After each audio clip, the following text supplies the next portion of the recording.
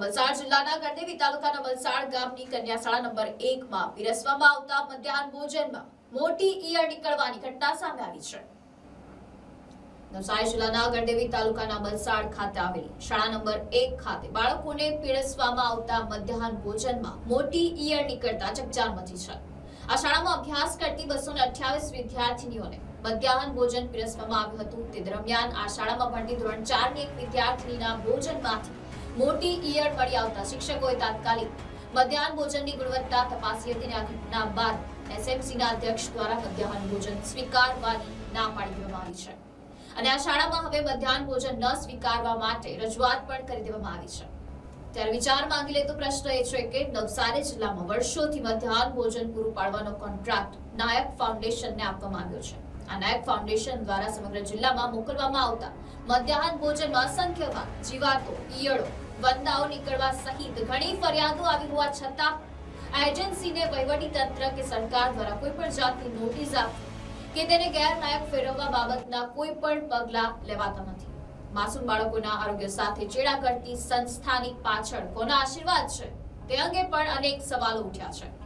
વાંસદાના ધારાસભ્ય અનંત પટેલ દ્વારા પણ નાયક ફાઉન્ડેશનના ભોજનની ગુણવત્તા અંગે અનેક વખત સવાલો ઉઠાવવામાં આવ્યા છે. જ્યારે હાલ તો ભોજનના સેમ્પલ તપાસ માટે મોકલવામાં આવ્યા છે. જોકે આજ સુધી આ સંસ્થા વિરુદ્ધ કોઈ નક્કર કાર્યવાહી કરવામાં આવી નથી. ત્યારે આ અંગે વહીવટીતંત્ર સફાળું જાગે અને વિદ્યાર્થીઓના સ્વાસ્થ્ય સાથે ચેડા કરતી આ સંસ્થાઓ પર કાયદાકીય કાર્યવાહી કરી તેને ગેરલાયક જાહેર કરવા માટેની કાર્યવાહી કરે તે આજના સમયની માંગ છે. નંબર 1 માં ગઈકાલે નાયક ફાઉન્ડેશન દ્વારા જે વિદ્યાર્થીઓને ભોજન પહોંચાડવામાં આવે છે એ ભોજનમાં ઈયળ નીકળવાની ઘટના બની હતી. અગાઉ વાંસદામાં પણ એક ઘટના બની હતી. અનંત પટેલે આવેદનપત્ર પણ આપ્યું હતું. ત્યારબાદ ચીખલી તાલુકાની પીપલગભણ સ્કૂલમાં પણ ગયા વર્ષે ગરોળી નીકળવાની ઘટના બની હતી. સેમ્પલો લઈ જવામાં આવ્યા હતા અને પછી પણ કોઈ કાર્યવાહી નાયક ફાઉન્ડેશનના વિરોધમાં કે એમની સામે કરવામાં આવી નથી. અત્યારે ફરી જ્યારે અમલસાડની કન્યા શાળાની સ્કૂલમાં જ્યારે ઈયળ નીકળવાની ઘટના બની છે ત્યારે અત્યારે પણ સેમ્પલ લઈ જવામાં આવ્યું છે. શું અધિકારીઓ સેમ્પલ લઈ જવા પૂરતા સીમિત રહેશે કે નાયક ફાઉન્ડેશન સામે કોઈ પગલાં ભરશે? અમારો ફક્ત એક જ પ્રશ્ન છે કે જ્યારે નાના નાના ગરીબ અને આદિવાસી બાળકો આવી સ્કૂલોમાં અભ્યાસ કરતા હોય છે ત્યારે એમના આરોગ્ય સાથે આ મોટા ચેડા કરવામાં આવે છે અને એ કોઈ પણ ભોગે ચલાવી લેવાય એમ નથી. ત્યારે આવનારા સમયમાં અમે નાયક ફાઉન્ડેશન સામે અનેકવાર પ્રશ્નો ઉઠાવ્યા છે, પરંતુ બીજા કોઈ પણ જિલ્લામાં પ્રાઇવેટ એજન્સી ભોજન વ્યવસ્થા પહોંચાડતી નથી.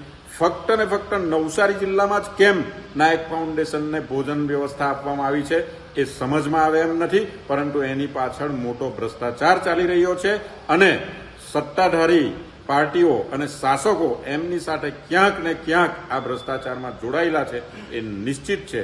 ત્યારે અત્યારે અધિકારીઓ જો કોઈ પગલાં નહીં ભરશે તો અમે આવેદન પણ આપશું અને નાયક ફાઉન્ડેશન પાસેથી ભોજન વ્યવસ્થા દૂર કરી કોઈક નાના માણસોને અને જેઓ રેગ્યુલર હોય એવા ભોજન ચલાવતા માણસોને આપવામાં આવે, જેથી કરીને રોજગારી પણ એમને મળે અને વિદ્યાર્થીઓને તાજું અને સારું ભોજન ફરીથી મળી શકે એવી વ્યવસ્થા ઊભી થાય એ માટે અમે કલેક્ટરશ્રીને પણ રજૂઆત કરશું.